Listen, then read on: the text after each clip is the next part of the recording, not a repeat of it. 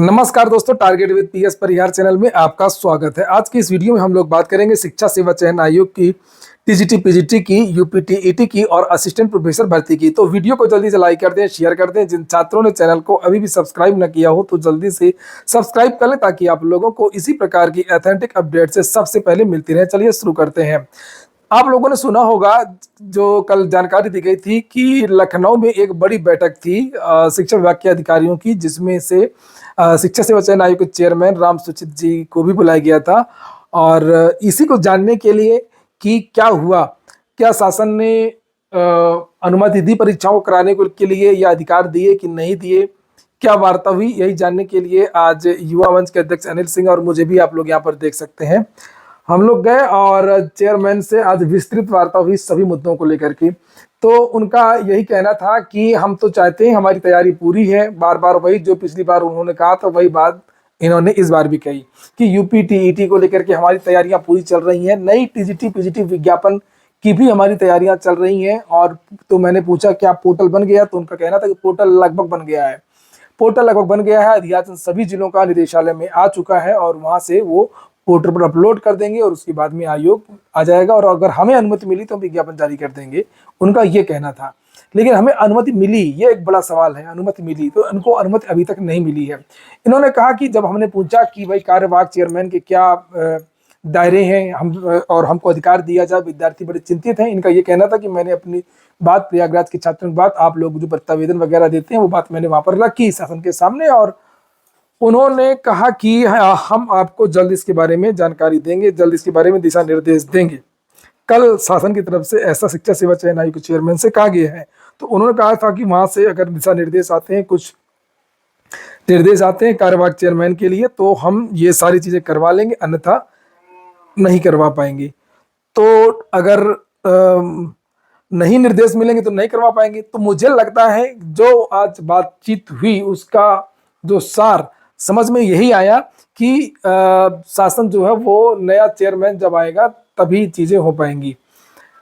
और नया चेयरमैन के लिए भी जब शासन गंभीर होगा तब नया चेयरमैन जल्द आएगा, या छात्र फिर दबाव बना अच्छी तरीके से तब चेयरमैन जल्द आएगा।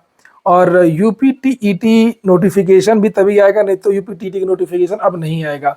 यूपी टीईटी की नोटिफिकेशन अब नए चेयरमैन के आने के बाद ही आएगा। और नई टीजीटी पीजीटी के लिए जो इन्होंने आज जानकारी दी कि नई टीजीटी पीजीटी की विज्ञापन की भी हमारी तैयारियां हैं, तो वो भी नहीं हो पाएंगी। इन्होंने कहा था कि आज कि कुछ असिस्टेंट प्रोफेसर भर्ती के बच्चे आए हुए हैं और वो धरना प्रदर्शन कर रहे हैं। तो इनका ये कहना था कि असिस्टेंट प्रोफेसर भर्ती में साक्षात्कार कराने की हमारी तैयारी है। शासन से जैसे निर्देश मिलता है वैसे तुरंत पैनल बना करके हम साक्षात्कार ले लेंगे और चाहते हैं कि जल्द से जल्द कम से कम एक भर्ती तो कंप्लीट हो ही जाए इस साल पूरी तरीके से। और तो हमने कहा कि सर इसमें तो बहुत ज़्यादा विवादित भर्ती है और बच्चे बहुत ज़्यादा प्रत्यावेदन दे रहे हैं, इसके पहले भी उन्होंने प्रत्यावेदन दिया है।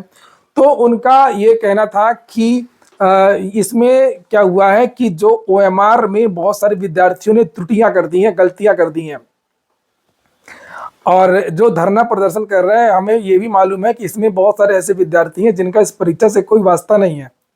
दूसरा, कुछ ऐसे विद्यार्थी हैं जिन्होंने ओएमआर में गलती करी है और सोचते हैं कि दोबारा परीक्षा होगी तो वो गलती हम सही कर लेंगे, जैसे रजिस्ट्रेशन में गलती, सीरीज में गलती, रोल नंबर में गलती। तो ये ओएमआर में अगर कोई गलती होती है तो वो अक्षम में होती है और एक असिस्टेंट प्रोफेसर भर्ती के विद्यार्थी से यह अपेक्षा नहीं की जा सकती है कि वो ओएमआर में नाम लिखने में, दस्तखत करने में गलती करेगा, यानी कि मामूली त्रुटि करेगा। तो इसमें से मैंने पूछा कि इसमें कितने विद्यार्थी ऐसे हैं, तो इनका कहना था कि लगभग 1150 ऐसे विद्यार्थी हैं और इसीलिए प्रत्यावेदन ज्यादा आए हैं। और हम एक एक विद्यार्थी का जो प्रत्यावेदन का जवाब वेबसाइट पर डालने वाले हैं। 2-3 दिन में ही जो हमने प्रत्यावेदन लिए हैं विद्यार्थियों से, भर्ती में जो विद्यार्थियों ने आरोप लगाए हैं तरह तरह की, हमारा कट ऑफ से हमारा ज्यादा नंबर है, 20 नंबर, 30 नंबर, हमारा रिजल्ट क्यों नहीं आया, तो उनका एक एक विद्यार्थी का हम जवाब देंगे, ये उनका कहना था।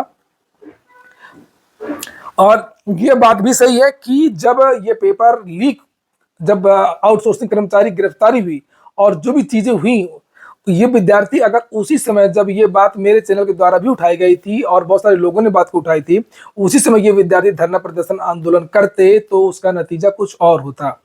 और यही गलती 69,000 शिक्षक भर्ती में भी विद्यार्थियों ने की थी। जब परीक्षा में पेपर मिला, नकल हुई, चीटिंग हुई, तब मैंने कम से कम 20-25 वीडियो बनाए, लेकिन विद्यार्थियों ने उसमें साथ नहीं दिया। और जब फेल हो गए और कट ऑफ इतनी ज़्यादा चली गई, तब लगा कि अरे ये तो मिस्टेक हो गई है। फिर विद्यार्थियों ने आंदोलन किया तो कुछ हो नहीं पाया, सबकी ज्वाइनिंग हो गई, डीजे वाले बाबू, और आपको पता ही है क्या क्या हुआ 69,000 में। वही इसमें भी हुआ। ये जितने भी छात्र हैं, इनमें से ज़्यादातर छात्रों को लग रहा था कि हमारा सिलेक्शन हो जाएगा, हमारा पेपर बढ़िया हुआ है, अगर एक भी सीट रहती तो हमारा सिलेक्शन हो जाता।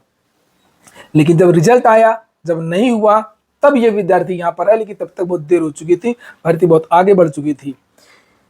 तो भर्ती जब आगे बढ़ जाती है तो इसी तरीके से आयोग और जो सरकार है वो कुतर्क रखते हैं कि ये रजिस्ट्रेशन में गलती हो गई, ओएमआर में गलती हो गई, ये हो गई, वो हो गई, उनको मौका मिल जाता है। और वो शासन के ऊपर भी ऐसे भेजते रहते हैं कि ये भर्ती रद्द करने वाला गैंग है, ये अक्सर हर भर्ती को रद्द करने चाहते हैं, इस शासन की छवि खराब करना चाहते हैं। इस तरीके से ये लोग को बहाना मिल जाता है। तो बस यही है कि ना तो भी असिस्टेंट प्रोफेसर भर्ती को ये साक्षात्कार करा सकते हैं, ना रद्द कर सकते हैं। जो भी चीज़ें होंगी वो जो नए चेयरमैन आएंगे वही करेंगे, और नए चेयरमैन के आने में भी देरी लगेगी। और वो बात अलग है कि अगर इन्होंने सोच रखा हो शासन ने कि हमको किसको बनाना है, इनसे इस्तीफा लेना है, इनको बनाना है, तो वो एक अलग बात है। नहीं तो जो प्रक्रिया है वो लंबी है। अभी 21 तारीख तक तो ये आवेदन लेंगे, उसके बाद में 10 दिन का समय स्क्रूटनी में लगेगा। स्क्रूटनी के बाद में फिर ये 5 नाम छांटे जाएंगे और उसके बाद वो सीएम के पास भेजे जाएंगे, फिर बाद में वो किसी एक का चयन करेंगे। तो ये लंबी प्रक्रिया है, तो लगभग 1.5 से 2 महीना इसमें समय लग सकता है। तो यही है आज का पूरा लबल-लुबाब। और जो मुझे लगता है, मैंने पहले भी बता दिया कि अभी कुछ भी नहीं हो पाएगा। आप सभी लोगों को नए चेयरमैन के लिए सरकार पर दबाव बनाना होगा और उनका इंतजार करना होगा। जब नए स्थायी चेयरमैन आएंगे तभी कुछ होगा। प्रयागराज में धरना प्रदर्शन हो नहीं पाएगा, छात्र ज्यादा आते नहीं है, शासन का दबाव एक अलग से। हालांकि छात्र प्लानिंग कर रहे हैं धरना प्रदर्शन की, और अगर सभी छात्रों से सहमति बनी तो हो सकता है कि जल्द आपको एक बड़ा धरना प्रदर्शन देखने को मिल जाए। असिस्टेंट प्रोफेसर भर्ती में बहुत जल्द आप लोगों को आपत्तियां जो है उनका जो निराकरण है वेबसाइट पर वो देखने को मिल सकता है। अब आप लोग बताइए कि धरना प्रदर्शन होना चाहिए या नहीं होना चाहिए, कहाँ पर होना चाहिए। और धरना प्रदर्शन तो प्रयागराज में इसलिए नहीं हो पाता है कि एक लोग धरना प्रदर्शन का ऐलान करता है और दूसरे लोग टांग खींचने लगते हैं। ये प्रयागराज में होता रहा है और इसी का फायदा आयोग उठाता है, इसी का फायदा सरकार उठाती है और इसी का फायदा शासन और प्रशासन उठाता है। तो ठीक है दोस्तों, ये हो गया आज का वीडियो आपको अच्छा लगा हो, कि काम का हो तो लाइक अवश्य कर दें। जिन छात्रों ने चैनल को सब्सक्राइब न किया हो सब्सक्राइब कर लें, और जिन छात्रों ने टेलीग्राम चैनल को ज्वाइन न किया हो तो टेलीग्राम चैनल को भी ज्वाइन कर लें। टेलीग्राम चैनल में भी बहुत सारी महत्वपूर्ण सूचनाएं प्रदान की जाती हैं। टेलीग्राम चैनल की लिंक मेरे प्रत्येक वीडियो के डिस्क्रिप्शन में उपलब्ध रहती हैं। पूरा वीडियो सुनने के लिए बहुत बहुत धन्यवाद।